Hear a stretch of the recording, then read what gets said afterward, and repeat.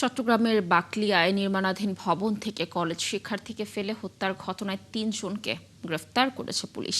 বাকিদের ধরতেও অভিযান চলছে। পুলিশ জানিয়েছে, ঘটনার কারণ পূর্ব শত্রুতা না কিশোর গ্যাংয়ের কোন্দল তা খতিয়ে দেখা হচ্ছে। এদিকে ঘটনার দ্রুত বিচার নিশ্চিত করার দাবি জানিয়েছে নিহত আশফাকের পরিবার ও এলাকাবাসী। বাবুন পালের ক্যামেরায় আরও জানাচ্ছেন রাজীব বড়ুয়া।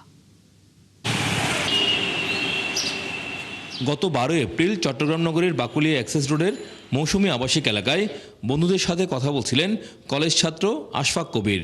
এ সময় আইমন, অনিক, রানা, মাইকেল, ইলিয়াস, এনায়েতুল্লাহ ও মিসকাতুল কায়েস সহ একদল তরুণ তাকে ধাওয়া করে।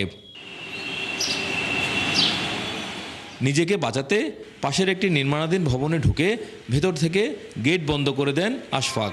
এরপর দৌড়ে উঠে যান 8 তলায়, কিন্তু হামলাকারীদের ধাওয়া থামেনি। এক পর্যায়ে ভয়ে নিরাপত্তা কর্মী গেট খুলে দিলে হামলাকারীরা ভবনের ভেতরে আশফাককে মারধর করে। এরপর 8 তলা থেকে লিফটের ফাঁকা জায়গায় ফেলে দেয় তাকে।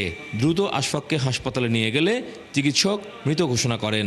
বলতেছে এখানে কিছু মানুষ আসছে, আবার বলতেছে কিছু ছেলে উপরে উঠছে, ওই ছেলেটা উপরে উঠছে, আর বলতেছে হুট করে পড়ে গেছে গা। অতটুকু, এর বেশি আর মানে আর নিউজ থেকে যা শুনছি আর কি। এই ঘটনা কি কারণ হয়েছে তো দেখি নাই। ও আমাদের বিল্ডিং উঠে যাওয়াতে আমরা দেখছি, যদি ওকে রাস্তায় মেরে ফেলতো মনে হয় এরকম লাগতো না। অবশ্যই বেদনাদায়ক। যদি কেউ বাঁচতে আসার পরে যদি অন্যভাবেই মারা যায়, এটা তো আসলে বেদনাদায়ক তো অবশ্যই। এই ঘটনার পর চকবাজার থানায় 7 জনকে আসামি করে মামলা করে আশফাকের বাবা আবুল হাশেম। পরে পুলিশ বিভিন্ন জায়গায় অভিযান চালিয়ে 4 জনকে গ্রেফতার করে।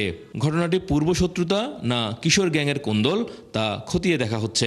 কারণটা হইতে পারে পূর্বে কোনো বিরোধ থাকতে পারে, কিশোর গ্যাং কেন্দ্রিক আধিপত্য বিস্তার থাকতে পারে, অথবা দেখা গেল যে কোনো মাদক সংশ্লিষ্টতা আছে কিনা সেটাও আমরা যাচাই করতেছি। আসলে মূল ঘটনা তার মারার কারণটা কি, অথবা তাকে উঠাই নেওয়ার কারণটা কি, আবার ওই বিল্ডিংয়ে তার পিছনে দৌড়াই ওখান থেকে পড়ার অথবা আহত হয়েছে কিনা সেটাও বিষয়টা যাচাই করার বিষয় আছে। নিহত আশফাক কবির নগরীর বিএএফ শাহীন কলেজের একাদশ শ্রেণীর শিক্ষার্থী। তার গ্রামের বাড়ি কক্সবাজারের চকরিয়া উপজেলায়। এই ঘটনার সুষ্ঠু তদন্ত ও বিচার চান স্বজনসহ এলাকার মানুষ। রাজীব বড়ুয়া, 71, চট্টগ্রাম।